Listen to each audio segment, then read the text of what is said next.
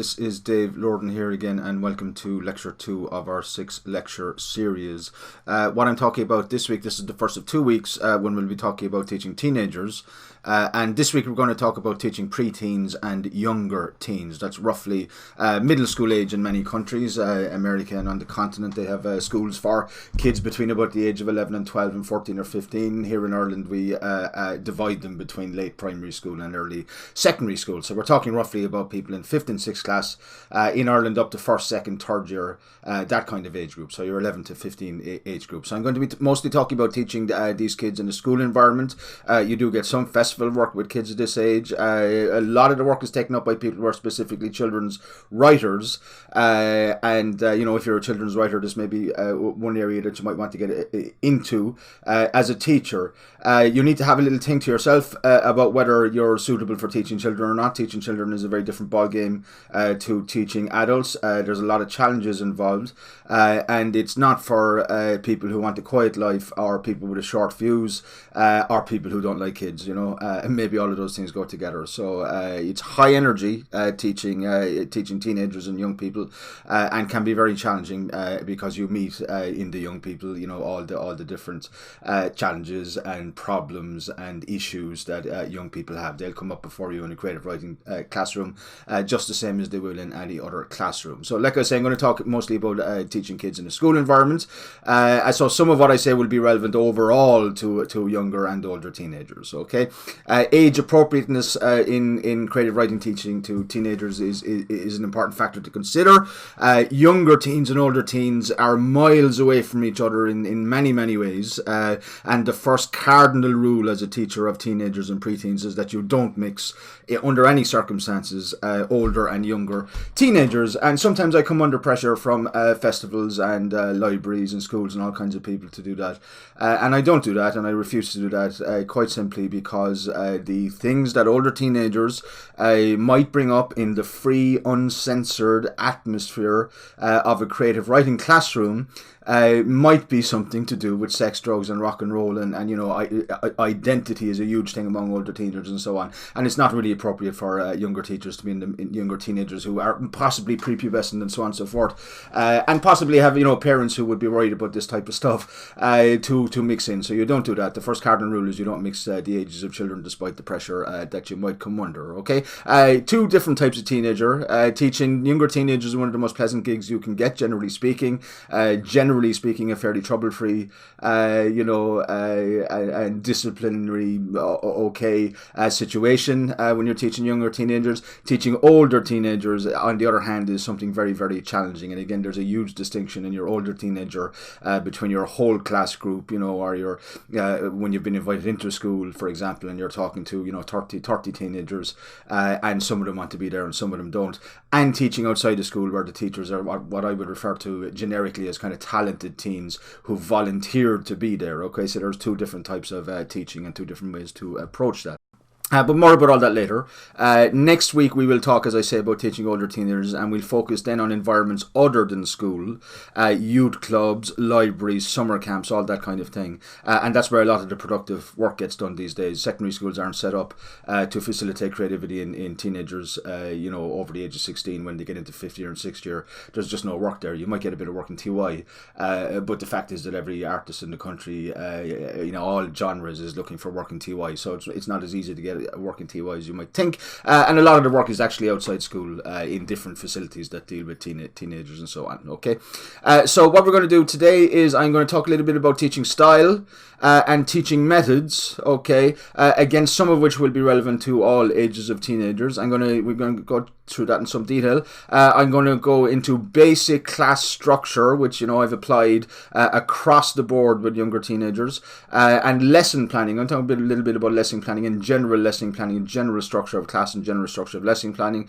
I'm going to talk you through an example class that I've done, with variations with this age of kid, in many different places, and has worked so far, and I think illustrates some of the principles we were talking about last week, to do with creativity and the power of, say, hybridization in creativity. But again, more about that later. I'm going to talk to you also about, and this will be of particular relevance to people who want to work with kind of long-term groups or people who are working in schools, our teachers, about long and year-long projects for this junior age. I talk you through examples of these that have worked for me in the past in some detail. But first, unfortunately, when you start talking about teenagers as opposed to adults, the amount of kind of paperwork and preparation goes up significantly relative to adults. Okay, so I'm afraid the first bit of the lecture might be found a little bit boring, but it's a necessary part of the lecture because we have to talk about the prep and paperwork side of things. If you don't get that right, you're going nowhere with teaching kids, and the issues that are kind of specific around paperwork and prep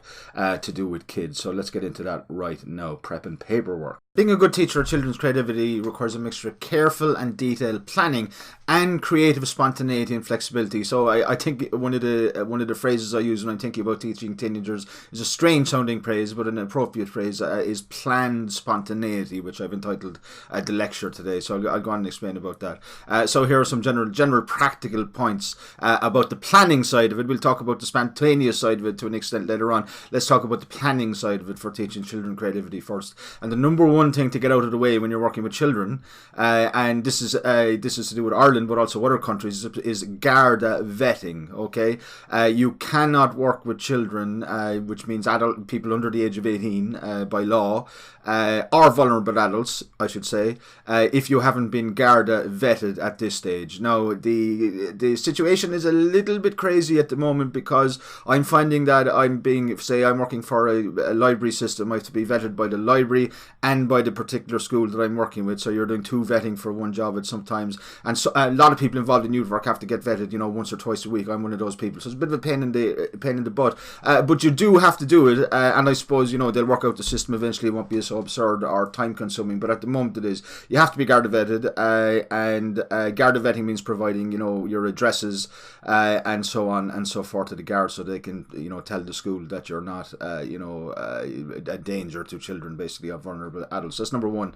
I'm sure there are similar arrangements in other countries, so you need to look after that side of it first. You can be vetted, by the way, by national organisations like Poetry Ireland, if you're a poet, and that might cover you for a lot of schools, or Create if you're any kind of community artist. So that's one thing to look into. Okay, now planning for difference is the main thing, and planning for inclusivity is the main thing when working with kids. Okay, so each child obviously is different. Each class is different. Any teacher will tell you that. Each school or / institution that you go into is going to be different. Each teacher, librarian, youth worker, all of them have different ways of working. So how do you plan for all this difference? And I don't want to underestimate the difficulty, or perhaps I should say, how adaptable and flexible you have to be as a person to work with numerous institutions, because that's the life of the self-employed creative writing teachers. You're working with numerous institutions. You have to be amazingly adaptable to do it, so keep that in mind. So how do you plan for the difference? All those differences is you get as much information as in advance as you possibly can. It's a good idea for you to make out a little Q&A form for the teacher who's bringing you into the school or something like that. So these are the things that you have to find out. You have to find out the general school policy and ethos, which will be different in an Educate Together school or a Jewish school or a Catholic school and so on and so forth. They'll all have different kind of approaches and ethos in the school that you need to have a little bit of knowledge about. The relationship or contradiction between ethos and the free atmosphere of a creative classroom. Now, this is one difficulty in schools that is more applicable to older teenagers. I'll go into it in more detail next week. I mean, older teenagers, again, in the free atmosphere of a creative classroom, will bring stuff up and write about stuff which they wouldn't really be allowed to talk to in other parts of the school, and you need to kind of, sort that out in advance with the teacher. So it can be a bit of a bone there, and you have to find out what's allowable and all that kind of thing. You have to find out everything you can about the makeup of the class, as well as the size of the class, and don't try. Teachers sometimes, teachers are lovely people, very hardworking. They're under pressure themselves, and sometimes they try and pass a bit of that pressure onto you. And I've been asked to teach like 60 kids at once and stuff like that. Completely impossible, waste of time, give you a nervous breakdown. Don't do that. I mean, even teaching anything over 20 kids, is you're getting to a level where you can't have an individual relationship with the children, and really to inspire creativity, you can't do it in a kind of general way. You have to have one-on-one connection with each individual child. So try and keep the class size as low as possible.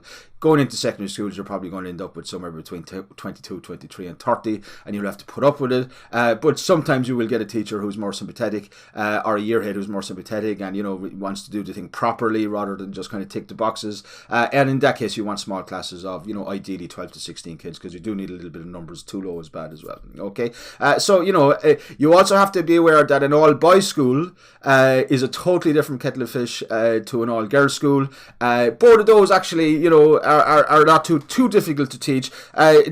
Classes where there's boys and girls mixed, believe it or not, can be kind of more challenging, because it's very hard to get the boys and girls at a certain age to kind of perform creatively in front of each other and all that sort of stuff. So all boys has its own challenges, and in a boys school you will meet in all boys school in a classroom where there's a free atmosphere where they're allowed to talk about what they want, and depending on where the school is and how well it's run and all that sort of stuff, you will meet, and I have met over and over again, pretty vicious homophobia, pretty vicious misogyny, pretty vicious anti-traveller racism, and so on and so forth.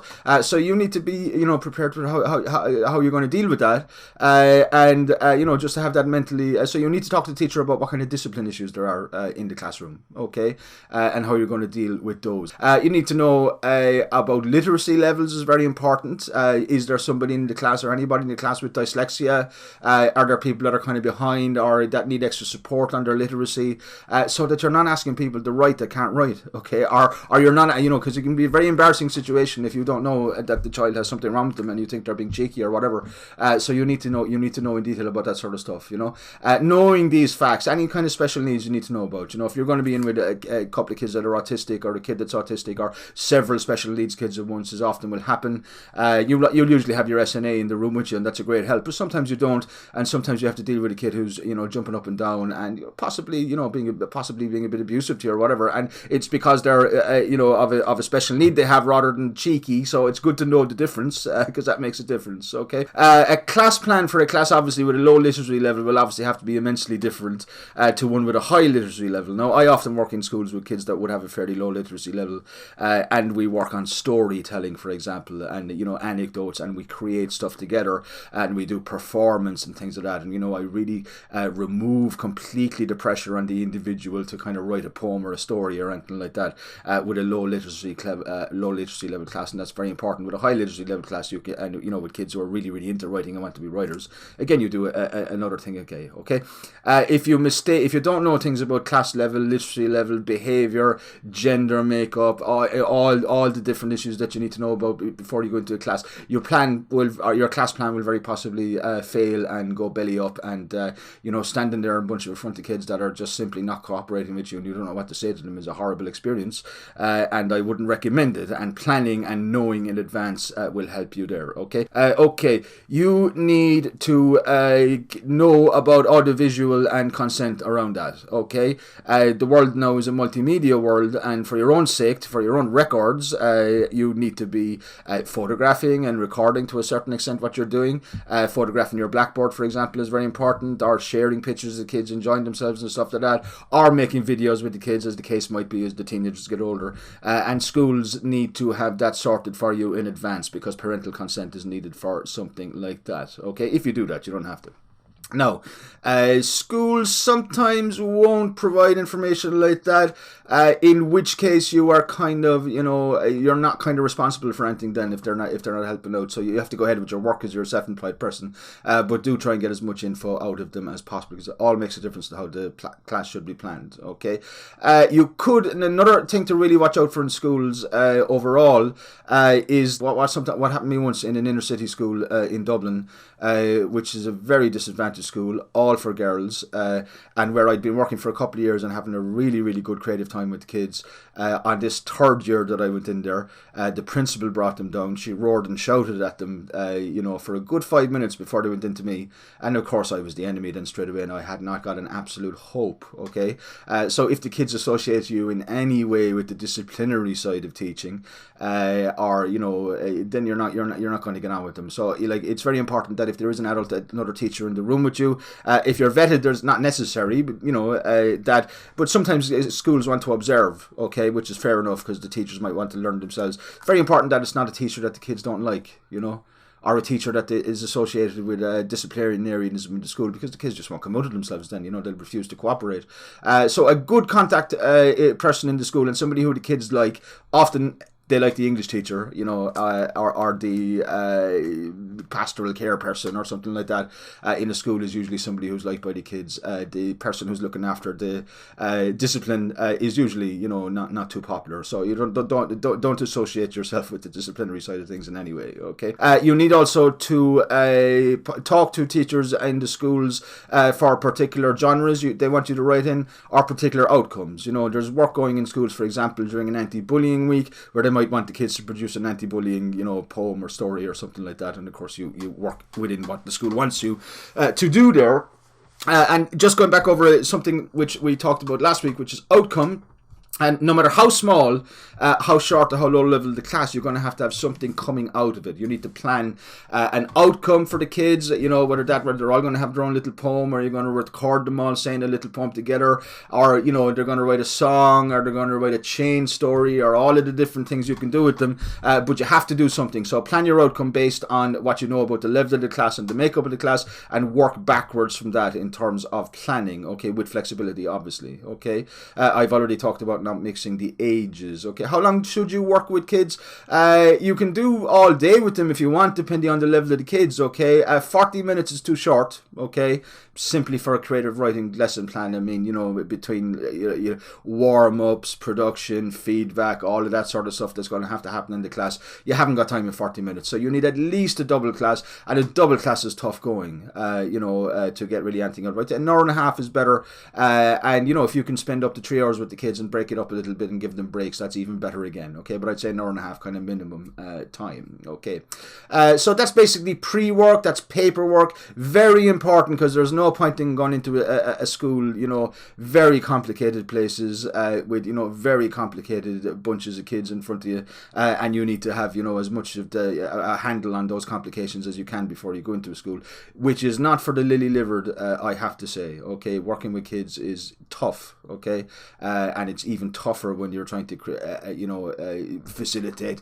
something which maybe they're very uncomfortable with, which is expressing themselves. So you need to think really whether kids are for you or adults are for you. So maybe that's the first decision people need to make. But moving on. Okay, so the first thing to realize when you go into a classroom and you meet kids for the first time is that it is their arena, not your arena.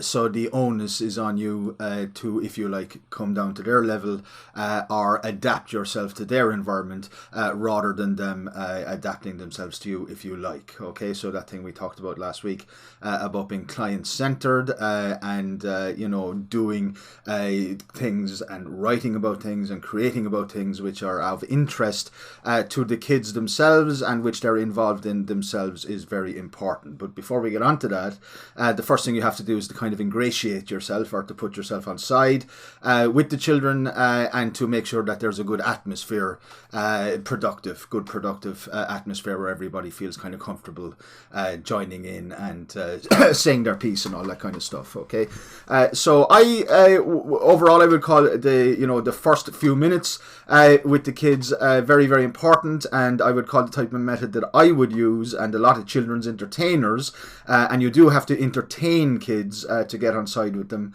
at least at first. is what I would call the clown trick, and it's kind of the oldest trick in the book. Okay, the best way to get kids on your side straight away is to make them laugh at you or with you, but it doesn't really matter, to be honest with you, once they're laughing, and that sense of fun, and kids love having fun, and they're so much more productive when they're having fun. Every teacher knows that, obviously. Okay, so if you can get the kids to, entertained and laughing in the first few minutes when you meet them first, then you're off on a very, very, very good start. Okay, when people laugh at you or with you, whatever way you want to call it, they may feel superior to you, which is a good thing. You're coming down to the level of the kids rather than expecting them to kind of come up to your adult level, and they feel at least equal to you, and this makes them more confident and likely to take part. So it pays in terms of teaching kids to be a little bit wacky. Okay, so what you might want to do when you come in first to meet kids is to tell them a little funny story of your own. Better if you make up a story yourself, by the way,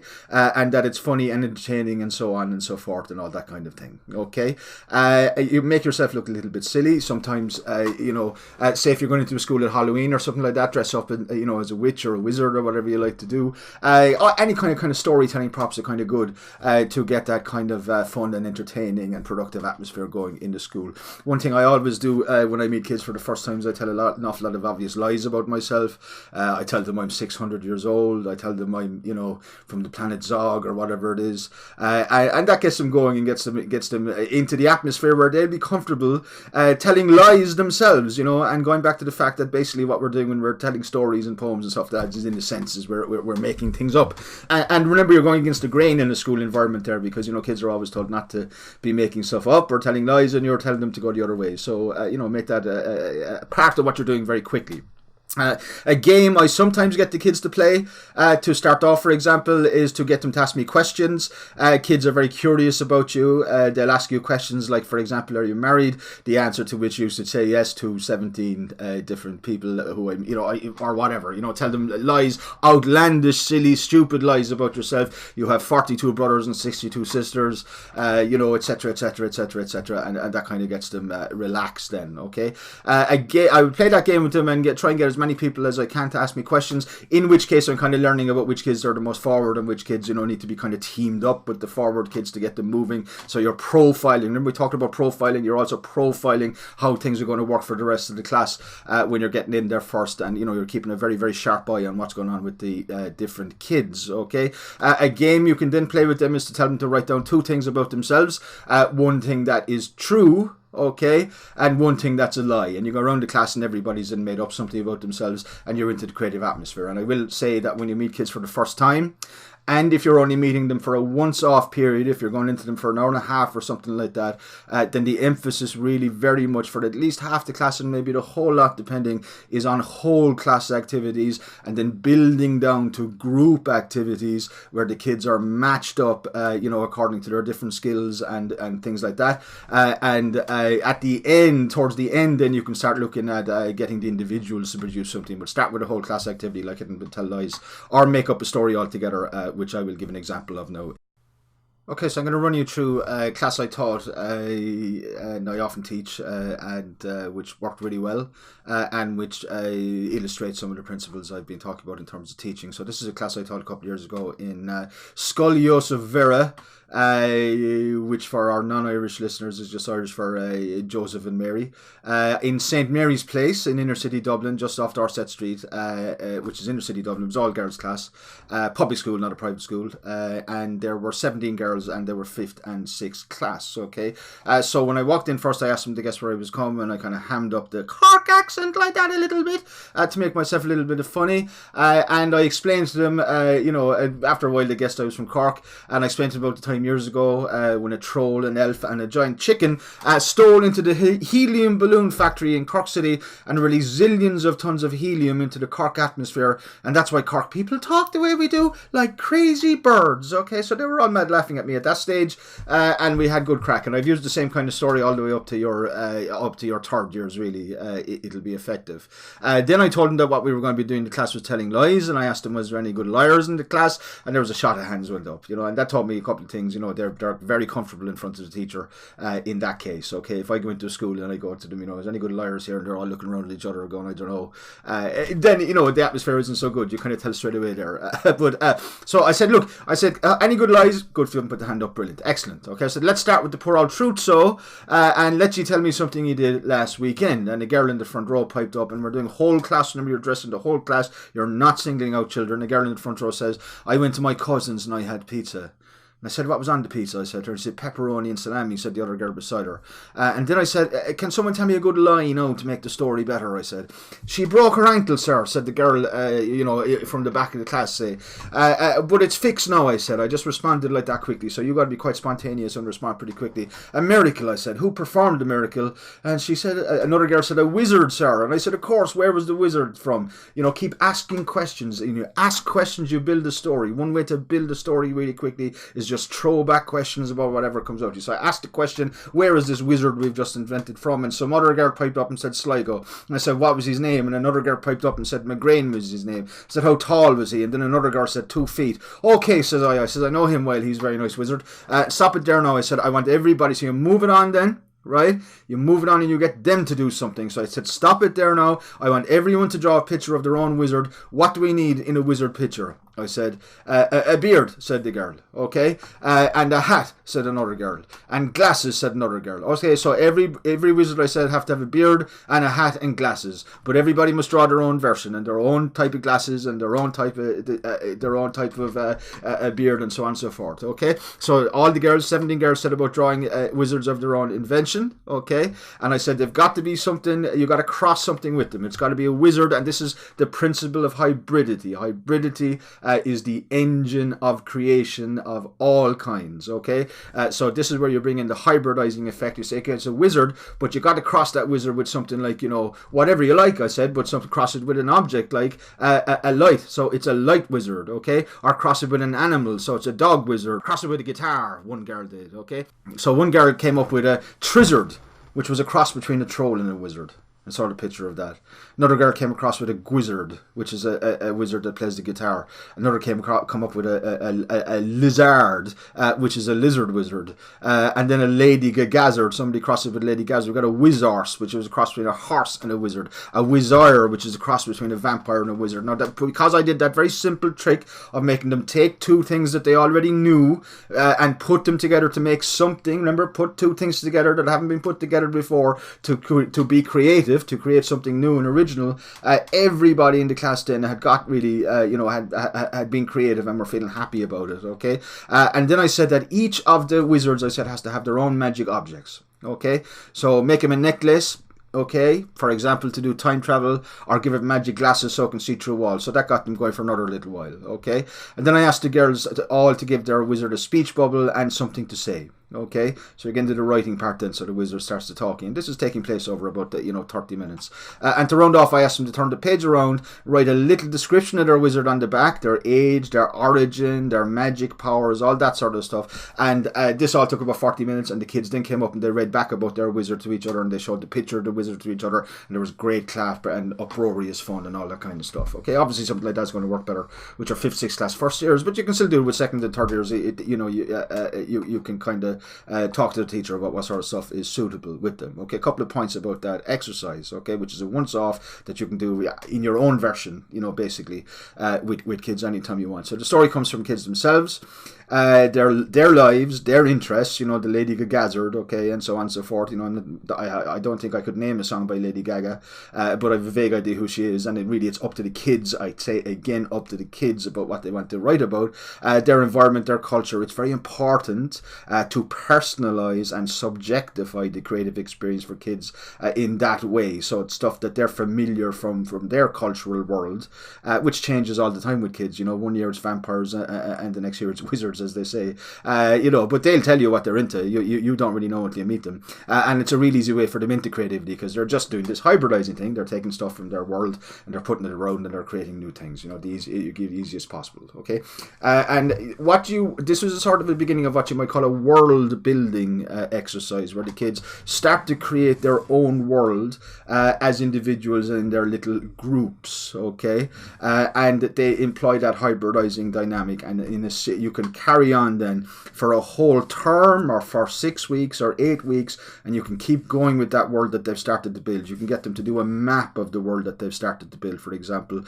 You can get them to do hybrid animals, crosses between cows and horses or whatever that, go along with the wizard. You can get them to do hybrid vehicles, cross between an ambulance and an aeroplane, or let them come up with their own thing, but tell them that they have to cross. You can tell them to come up with a hybrid country. The cross between France and Romania is romance. You know what I mean? The cross between Portugal and Ireland is, Portland or whatever. So you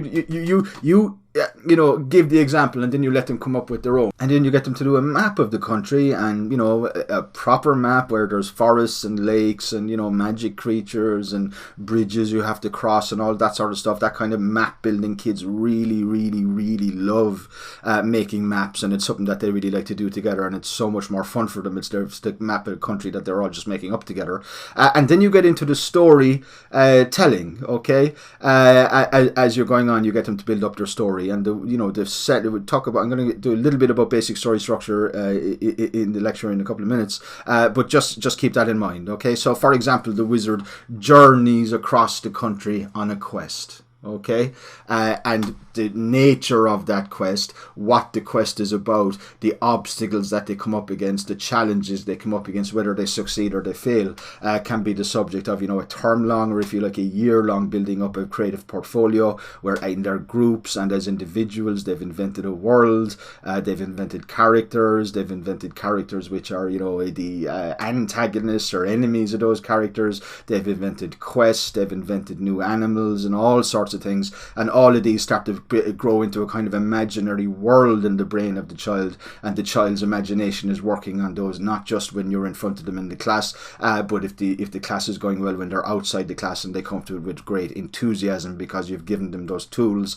of hybridization, and you've given them the freedom to really use their own knowledge to be creative. Okay, again, depending on the level of class you're working with kids, you can do it all as in big groups or pairs, or do it as individuals, or work your way through that as the year goes by. But it's always advisable to start with a whole class, and always advisable to kind of keep most of the focus away from individual children and on the group work together, the collective work, and then giving the kids that are enthusiastic about it a chance to come up and read in front of the class at the end. Okay, so hybridization is the key. I'm going to talk about basic story structure and how you can use that flexibly and adaptably to make up lots of different exercises, which the kids will be sort of unconsciously familiar with already from their exposure to video games in particular, but also children's TV and children's cartoons and things like that. And it's important again to remember that when we're working with our clients, that we start from what their culture is and what they're familiar with, and move on from that. So basic quest story structure, which is the main kind of story that children are exposed to, is that there is a hero or protagonist, if you want to call it that, with a goal which is difficult but possible to achieve. Okay, so something which is hard but possible given great effort and overcoming great challenges. And the story is about the quest. The story is the difficult journey towards the goal which the hero, protagonist, main character is trying to achieve. Okay,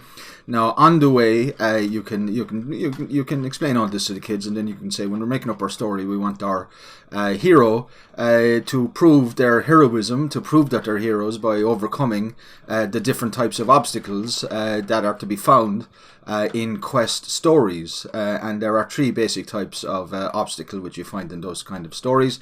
The first is a physical obstacle, and this is anything that you have to kind of do battle with or physically overcome, which is challenging physically to overcome. So it could be crossing a mighty river on a raft. It could be battling a dragon. It could be fighting off space aliens. It could be trying to, grab the chocolate out of your sister's hands or anything like that. So a physical challenge.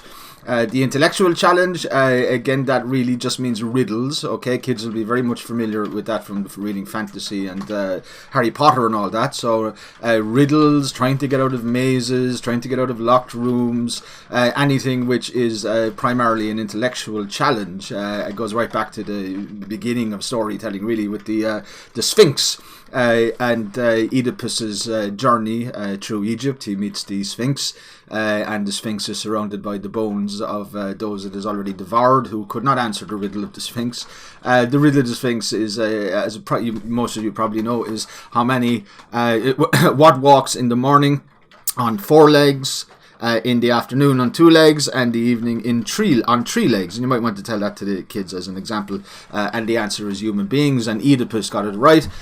Google it to find out more. And he wasn't eaten, and he was allowed past the Sphinx, the first ever. Okay. And then the moral obstacle is really to do with temptation. So anything which is kind of what you might call the Achilles heel of the protagonist, something which tempts them.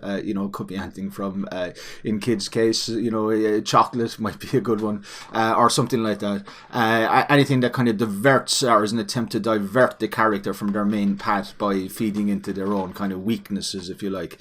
The famous story, again, that kids will be familiar with in Irish Catholic schools, is the temptation of Jesus in the desert after 40 days. So what is the temptation that the character has to overcome? And the real advantage of using this kind of basic quest story structure, as I've said, is that kids will be very, very familiar with the basics of it, because, video game makers use the intellectual challenge, for example, a lot, and the physical challenge an awful lot, and even on occasion the kind of spiritual or moral challenge as well. It's also something that kids will be familiar with from children's movies. Children's movies are very genre specific in how they're structured, and this is what they look like if you graph them, if you like. So they will be very familiar with that, and you'll be sailing with the wind. So I'd encourage you to kind of make up your own or your own prompts around this, and there's a good long class, and several classes if you need them to go, to make up those quest stories. So that's basic quest story structure, something which I found very useful with working with kids, because of their previous familiarity with it. Is something they fit into pretty easily. So as you can see on the screen there, I've got a basic outline for a class plan, okay, in 4 phases, okay, and we talked a minute ago about how you do a warm-up, and how the warm-up is whole class. It's oral, you're doing a lot of elicitation, and you're getting the kind of energy and the creative energy and the sense of fun and entertainment and productive creativity up to as high level as you possibly can in the class, as quick as you can. So that's your warm-up, oral and whole class that we've been through. Your second, when you go into a class of kids, either you will have spoken to the teacher beforehand about the type of writing that she wants, and the theme that it should be on. So let's just take for illustration our theme as being, say, Halloween, and you then have your thematic focus, which is scary stories, okay, and you might also have your genre focus as well, which when you're working with kids might be poems, might be stories, might be songs, might be comic strips. There's all kinds of writing that kids are involved in, and that they like, which you can use as your genre, okay, and it really is best, okay, to use a genre which will involve a mixing of skills, okay. So what I would do with kids of that age is I would pair or group together as we get going kids that are good at writing, kids that with somebody who's good at speaking, with another kid who's good at drawing, and so on and so forth. So a question I would always ask fairly earlier on, is there anybody here good at drawing, who prefers writing to drawing and stuff like that, and mix the kids up so that they're both together, and come up with exercises where they can use all of them. So if you're doing a story, you can have somebody who's going to read the story, somebody who's going to basically write down the story that they're all kind of making up together, and somebody who's going to draw illustrations to illustrate the story, for example. Okay, so all of that's about inclusivity and making all the kids welcome in terms of what they prefer to do. So you do that in advance. So whatever you decide what your genre is, you do need to come up with a plan for mixing the skills in that way. So say your team is Halloween, and you go on and you do your second kind of oral whole class focused on what the class is actually going to be about. So you would go around the class and you would ask the kids about do they believe in ghosts, do they believe in UFOs, have they had any scary experiences, do they know any ghost stories from their own area, do their dad or mom or their guardian, it's better to use the term guardian actually with kids, because sometimes they don't have a dad or mom, and the last thing you want to do is to let people feel out and stuff like that, so I would nearly always say guardian. And you get them you elicit as much as you can from them, and all the time now you're using your board, okay, so there's a lot of writing going up on the board, so that there's some kind of thing for all of the different kids to focus on. You've got something up there at the end of the class, so you're building up this kind of resource from the class itself, what they know about ghost stories or whatever genre and team you're supposed to be teaching on that stage. So that takes a little while. I would leave 15, 20 to 25 minutes for that, give everybody a chance to say their piece, okay, and tell their story, and hopefully things will be going pretty well at that stage. And then you go into your main exercise, which you can delineate, like, write a ghost story, but you want to be a little bit more focused on that. Write a ghost story set in the school, okay, rooted a little bit for kids, be as concrete and rooted when you're giving exercise to kids as you can. So you give the framework, a very strong framework, a very strong foundation, without doing the work for them, but a very strong foundation. So give them a setting, give them a team, even give them an era, and give them a few other little things they want to put into it as well. So you could say that every story has to have a wizard in it, or every story has to have a musician in it, or every story has to have a space alien in it. So you're giving the kids a little bit to go on, a little bit to start off from there, a few little rules, a little bit of structure that you will give them. And I'm going to talk about basic story structure later on in the lecture and using that, but just leave it at that for a second. Okay, so your main exercise, you brainstorm on it, you get the kids to start thinking, you break them down, as I say, at this stage you break them down into their groups, better than pairs. A lot of schools now, primary schools and even some secondary schools, have this table arrangement where they sit around the table. That's fantastic for creativity, for them working together on projects. So sit them around the table and get them to work on their project together, mixing the skills so that you have drawing kids and writing kids and talking kids and whatever other skills are relevant to the genre. Okay, you do have to continue to do the board work and continue to elicit from kids while the main exercise is going on, and you do have to do what I call supported writing. In other words, you hang around the tables and you go around, and if they're stuck, and often they will be stuck, you give them a couple of clues, you help them to go on with the story, and you've got those kind of clues kind of prepared, and you're prepared to do that.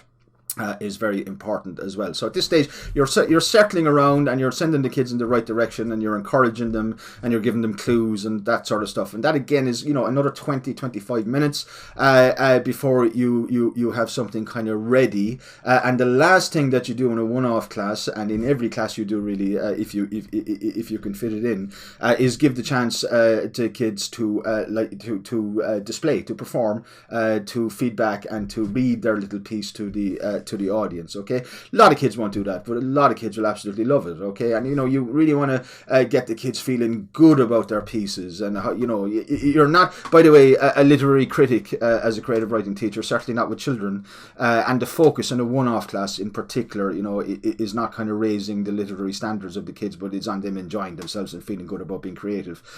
So you're not too interested in correcting spelling or correcting any kind of mistake or stuff like that. You keep the focus on the positive and the productive. So you get the kids who are willing to do it to come up and do that little bit of display, do their reading, big clap, make sure everybody congratulates, keep a really, really good positive atmosphere going. And that's a general outline overall for what you would do in a class. So you start with the warm-ups and you get the atmosphere nice and fun, nice and productive, bring yourself down to the level of the kids.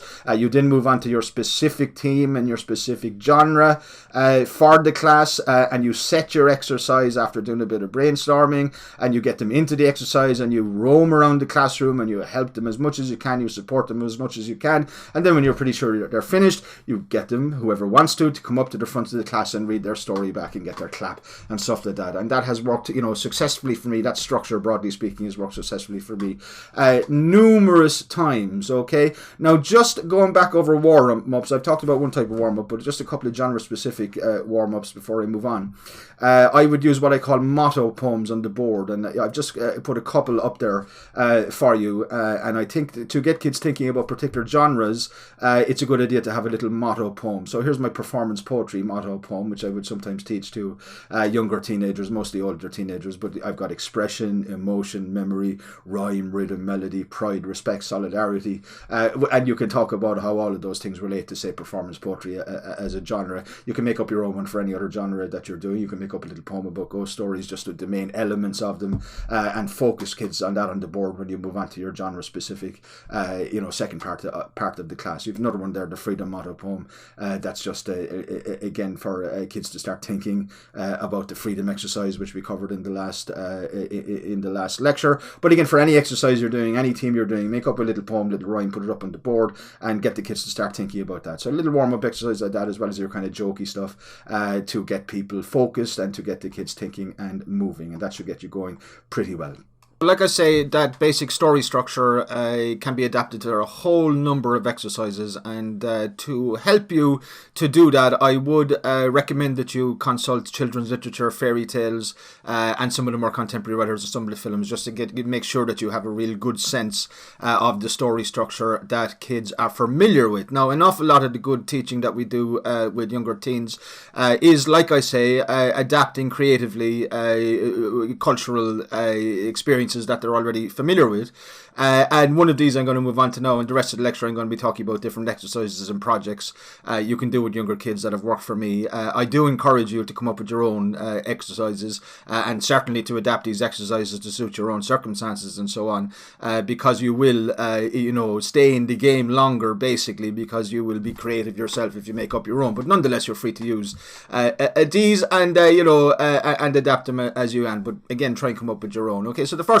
I want to look at there, you'll see before you, is the school magazine of pure lies. Okay, now every student will be familiar with the idea of a student magazine.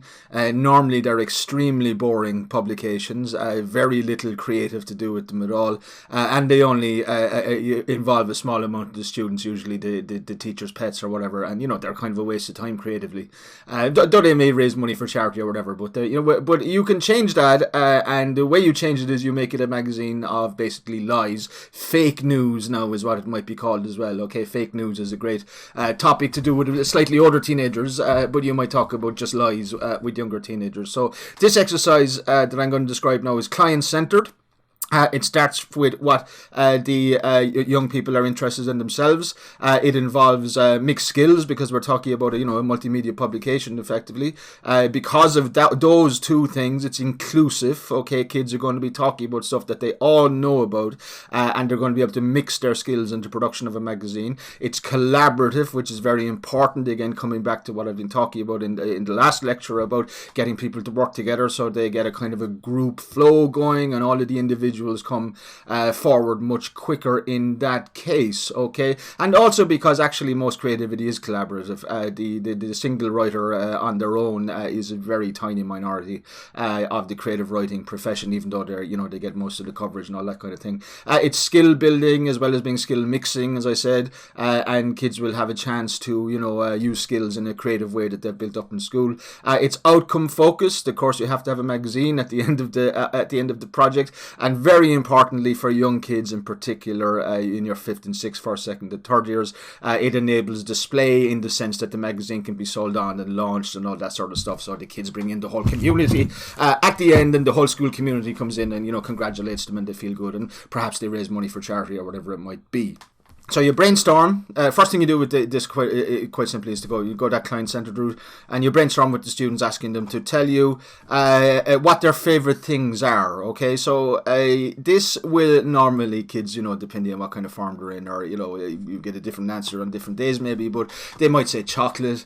They might say daydreaming is one answer I got. They might say my gran. There's a whole lot of things that kids will say in response to that question, and after doing a bit of brainstorming and talking and telling them what your favorite things, what you're really interested in, and being very open-minded about it, no judgment or anything like that of what kids say, because they can say things that you're not interested in yourself, or you might think are inferior things to be interested in, but leave that aside.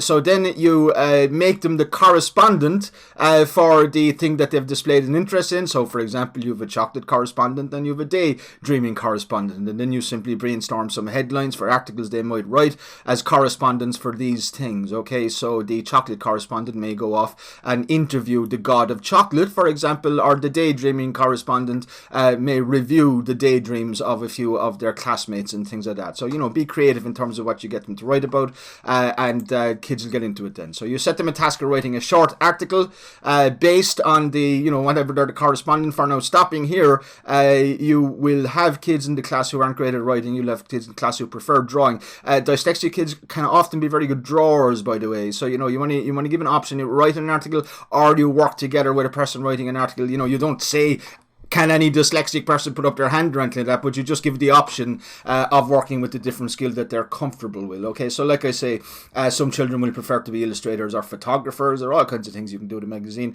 and over time they will all develop a kind of a collaborative portfolio with each other. Okay, very enthusiastic children, people who are really enjoying it and love writing and stuff like that, put them on the editorial board, and let them form, and you can appoint another organizational team then to go about finding out about printing, distributing, organizing the launch and all that sort of stuff. So there's a whole lot of skills involved in building up this magazine, and as the weeks go by, you try handling more and more power of the process over to the kids.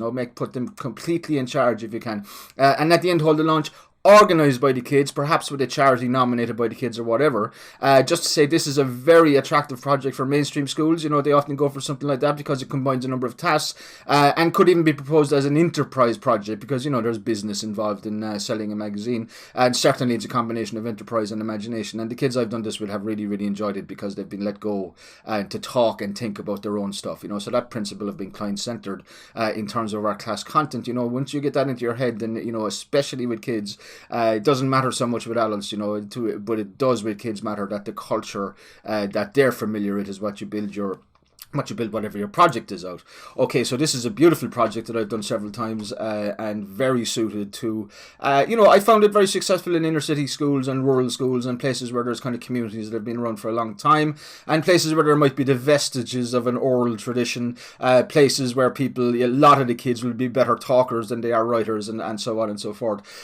So what you do here is you go in and you introduce the kids to the idea of folklore. Now, you might want to talk about in the 1930s, the Irish government, in fact, got all the primary school kids in the country to collect the folklore from their guardians and their grandparents and all that type of stuff, and there's a huge repository of folklore now in the National Archives because of this, but we also have modern folklore, and the very interesting thing about modern, say, inner city Dublin is that, because we're a multicultural society, you can get loads of stories, lore from all over the world, and that's fabulous, really, because the last time I did this, I had stories from Angola, stories from China, lovely stories from inner city Dublin and stuff like that. So what you do is you talk about folklore and oral tradition and storytelling, and make it as friendly as you possibly can.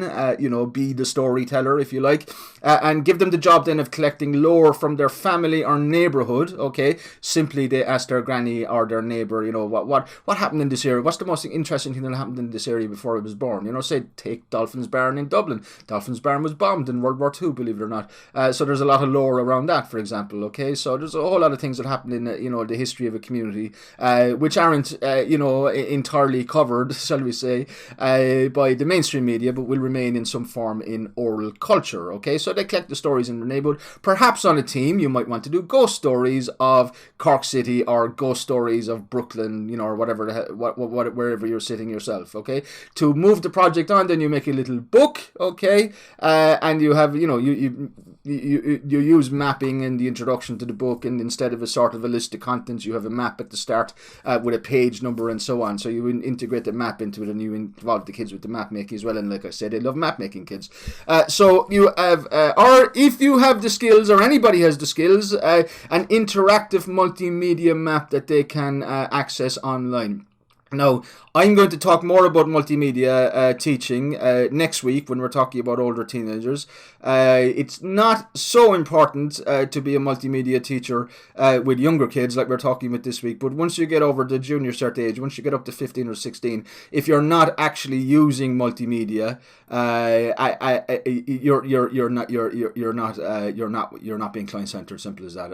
It doesn't matter if you consider yourself technophobic or Luddite or anything like that. You have to kind of get with the program and learn a few things about multimedia. And it's not that hard. And I'll go into a little bit more detail about it next week, because you really need it for older kids.